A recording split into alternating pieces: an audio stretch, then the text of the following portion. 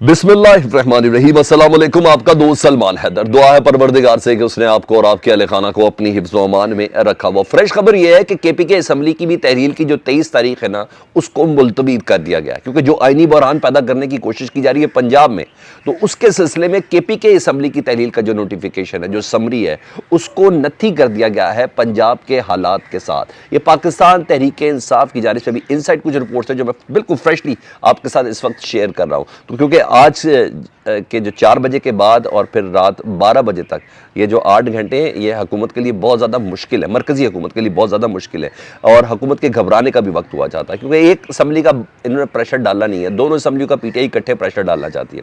तो मैंने कहा जिस तरह घबराने का वक्त हुआ जाता है, बल्कि यूँ कह लूँ कि कुछ मजीद बोंगियाँ मारने का वक्त हुआ जाता है, क्योंकि जो खबरें चल रही है, क्योंकि अभी तक गवर्नर के मरासले की रोशनी में आज 4 बजे पीटीआई यानी पंजाब के अंदर किसी किस्म का इजलास बुलाने का कोई भी इम्कान नज़र नहीं आ रहा जिस वक्त मैं आपसे बात कर रहा हूँ। क्या सराइयाँ अफवाहें जानबूझ के खबरें निकाली जा रही हैं, बताई जा रही हैं, वो चल रही हैं, वो तो मैं आपको डेफिनेटली बता देता हूँ। तो ये अब दोनों असम्बलियाँ एक साथ एक ही दिन होंगी, ठीक है। ये 7 दिन लग जाएंगे या 10 दिन लग जाएंगे, ये सारी एक साथ ही होंगी। 12 बजे तक हुकूमत को इंतज़ार करना है। आज मरकज़ में, मरकज़ हुकूमत से मैं मरकज़ की बात करूँ, इंतज़ार करना है।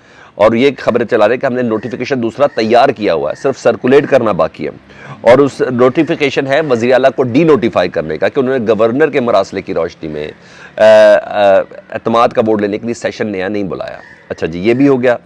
और साथ साथ ये भी है कि सिक्योरिटी के मामलात भी तय कर दिए गए हैं। ये भी मैं आपको बता दूं, इस तरह की खबरें भी चलाई जा रही है कि जाहिर बात है नक्शे अमन तो होगा ना, एकदम वज़ीर आला को डी नोटिफाई कर लेंगे, इतना आसान थोड़ी है इस असम्बली से एकदम पंजाब की हुकूमत को ख़त्म कर देना।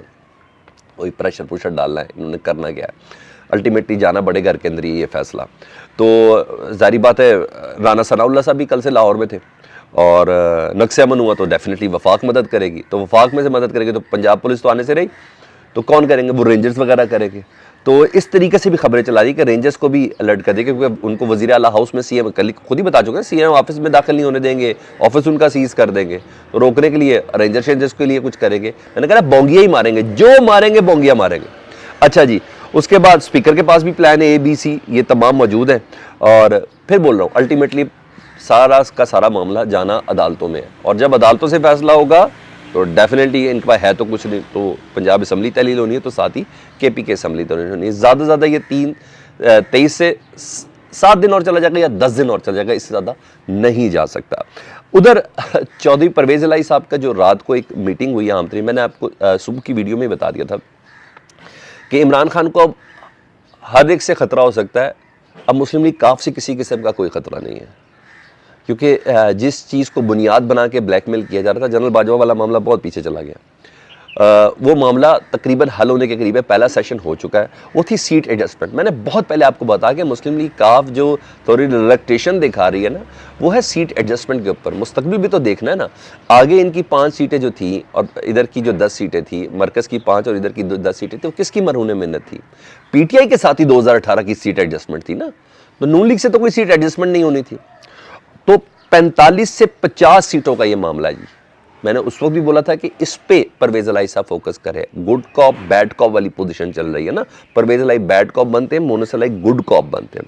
तो रात को गुलबर्ग में इजलास हुआ, और जो इमरान खान साहब ने कमेटी बनाई थी जिसमें शाह महमूद कुरैशी और फवाद चौधरी तो मौजूद थे। ये पहला सेशन हो चुका है। टोटल वही बता रहा हूँ कि 45 सीटें मांगी है, मैंने 45 से 50 कहा था, टोटल 45 सीटें मांगी है जी, जिसमें कौमी असम्बली की 15, इस पर सीट एडजस्टमेंट मांग रहे हैं जी परवेज़ इलाही साहब पीटीआई के साथ, और सूबाई असम्बली की 30 नशिस्तें, टोटल 45 हो गई। वैसे तो सारी उम्र नहीं मिलनी मुस्लिम लीग काफ को। अच्छा जी, मतलब ये सीटें भी 45 कन्फर्म है, क्योंकि मुझे एक आधा कोई फर्क पड़ जाए तो पड़ जाए, वरना पीटीआई का टिकट तो हॉट केक है। और अगर सीट एडजस्टमेंट पीटीआई काफ लीग के साथ करे तो डेफिनेटली 45 सीटें काफ लीग को मिलेंगी। और ये ऑफर या ये चीज मुस्लिम लीग नून के साथ सीट एडजस्टमेंट करके भी मुस्लिम लीग काफ को कभी मिल सकती है? सवाल ही पैदा नहीं होता। तो इस पर बात हो रही है। अभी तक वो टीम आज इमरान खान साहब के पास है कि परवेज़ इलाही से गुलबर्ग में हमारी ये बात हुई है, तो उन्होंने ये ऑफर दिया, बताए इस पर क्या रिएक्शन देना है। अब डेफिनेटली पीटीआई की भी थोड़ी मजबूरी है, ये आपको मानना पड़ेगा। जुम्मे तक इस मामले को लेके खींच के चलना ही चलना है। तो अब दूसरा सेशन आ जाए वो दोबारा इसी टीम की परवेज़ इलाही साहब के साथ मुलाकात है। अब ये इमरान खान साहब कुछ मुतबादिल प्लान कोई बताएं, कुछ डेफिनेटली सोच भी सकते हैं, क्योंकि माजी में तो एक सीटों वालों ने इमरान खान को ब्लैकमेल किया हुआ ना, एक सीटों वालों ने, और ये तो वैसे ही नाक का बाल बने हुए इसम्बलिया तहलील करने के हवाले से। इंटरव्यू से हमें बहुत सी चीज़ों का अंदाज़ा हो चुका है। तो खान को मुस्तकबिल में अगर भी वही गलतियाँ करनी जो माजी में की थी तो क्या करेंगे, तो कुछ मुतबादिल चीज़ें होंगी, और इतनी नहीं तो कुछ कम सीटों पे बहरहाल एक तो है। और इमरान खान को वैसे भी पता है कि काफ लीग एस्टैब्लिशमेंट के प्रेशर में आ जाती है, तो ये ना आगे फिर एक मिनट में इधर से उधर ना हो जाए। तो हतमी राय इमरान खान से भी देंगे, और कुछ भी हो जुम्मे तक काफ लीग को रोक के रखता है। तो इस पर के ऊपर तो चल रही है बात। अब आज एक और बड़ी स्टोरी आखिर में मैं आपको, नजम सेठी साहब चेयरमैन पीसीबी बने हैं, और वो किस ब्लैकमेलिंग पे बने वो आपको बताना बड़ा मज़ेदार इंटरेस्टिंग इनसाइड स्टोरी और एक्सक्लूसिव स्टोरी दूंगा जी, मेरा आपसे वादा है, मेरा आपसे वादा है। तो नजम सेठी कैसे पीसीबी के चेयरमैन बन गए, हमने खबर तो दी थी कि गौर हो गया, मगर वो किस बिना पे हुआ, किन शराइत की बिना पे, वो बताना ज़रूरी है। इमरान खान को तोशाखाना में ये लोग फंसा रहे हैं, समझ में आ रही है, लेकिन साथ साथ ये अपने रेफरेंस भी ख़त्म करा रहे हैं। इमरान खान साहब ने एक रेफरेंस दायर किया था तोशाखाना के ना, जरदारी साहब के वजह, यूसुफ रज़ा गिलानी, नवाज शरीफ साहब के बारे में उन्होंने गाड़ियाँ बड़ी बड़ी ली हुई थी। अच्छा जी, हुकूमत की चालें देखे, मैंने कहा वक्त थोड़ा है, मुकाबला सख्त है, सबसे पहले एक काम करना है। लाहौर हाई कोर्ट में ये ने 1947 से लेकर आज तक का तमाम तोशाखाना का रिकॉर्ड मांगा, ये उन्हें दे नहीं रहे। आसिफ अली ज़रदारी, नवाज शरीफ और यूसुफ रज़ा गिलानी का तोशाखाना केस जो था ना, एहतसाब अदालत ने वापस भेज दिया नैब को। उन्हें कहा जनाब, एहतसाब की जो तरमीम जो पूरे कंसेंसस के साथ की गई थी, नैब के कवानीन में जो तरमीम की गई थी, इन केसेस को देख के की गई थी सॉरी, ये कोई मोटिव दूसरा वाला नहीं है, इन केसेस को देख के एहतसाब बना था कि इस केस में आसिफ अली ज़रदारी आते, अच्छा इस शिक को ख़त्म कर दे, इस केस में नवाज शरीफ आते, इस शिक को ख़त्म कर दे, इस केस में शहबाज शरीफ आते, उनके इस शिक को ख़त्म कर दे। ये इस तरह चल रहा है किसी पाकिस्तान की मोहब्बत में इन्होंने नहीं किया हुआ। तो उन्होंने कहा जी ओहो ये तो 50 करोड़ के अंडर आता नहीं है, तो चलें जी फ़ौरन लेके दोबारा नैब को कह दिया, एहतसाब अदालत ने नैब को वापस रेफरेंस भेज दिया। अब तरमीम के बाद ये हो नहीं सकता, अब गाड़ियों का हिसाब कौन देगा, FI लेगी इनसे, सवाल ही पैदा नहीं होता। FI तो राना सनाउल्लाह के अंडर है, हुकूमत भी इनकी है, तो मर गया जी, ये भी रेफरेंस ख़त्म हो गया, ये भी रेफरेंस ख़त्म हो गया। अच्छा जी, और देखें हालांकि ये बड़ी बड़ी कहानियाँ थी, किसने किसको किसको किसको दे दिए, तो ये तमाम चीज़ें तो थी।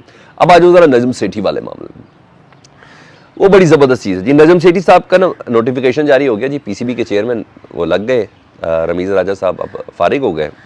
अच्छा, और ये हुआ कैसे, मैं आपको एक्सक्लूसिव और इनसाइड स्टोरी बता रहा हूँ। ये डरा धमका के किया नजम सेठी साहब ने। अच्छा जी, और हुकूमत के ख़िलाफ़ स्टोरियाँ चला चला कर उन्होंने ये चेयरमैन पीसीबी का ओहदा लिया। वजह क्या है, कहानी ये है कि नवाज शरीफ साहब ने बहुत पहले मंजूरी दे दी थी नजम सेठी साहब के चेयरमैन पीसीबी की, शहबाज शरीफ साहब नहीं मान रहे थे, और शहबाज शरीफ कहते हैं कि रमीज़ राजा को रहने दें, अभी T20 वर्ल्ड कप आ रहा है, और यूँ करके करते करते थोड़ी देरी कर रहे थे। तो इस दौरान शहबाज शरीफ साहब राज़ी नहीं थे, और नजम सेठी साहब ने हुकूमत के ख़िलाफ़ महाज खोल दिया। आपको याद है वो हुकूमत अब गई, तब गई, नवंबर गई, दिसंबर गई, जनवरी गई, ये वाली तारीखें दे रहे थे, याद है आपको ये तमाम चीज़ें। अच्छा जी, फिर क्या हुआ जी,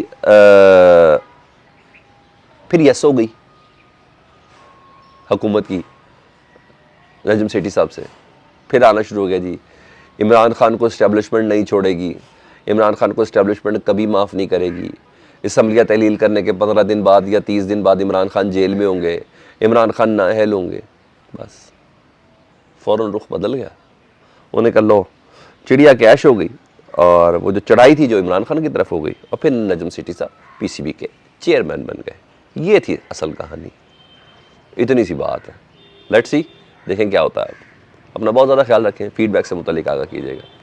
अगले चंद घंटे बहुत आम है। अल्लाहुम्मा सल्ली अला मुहम्मदिन व आले मुहम्मद।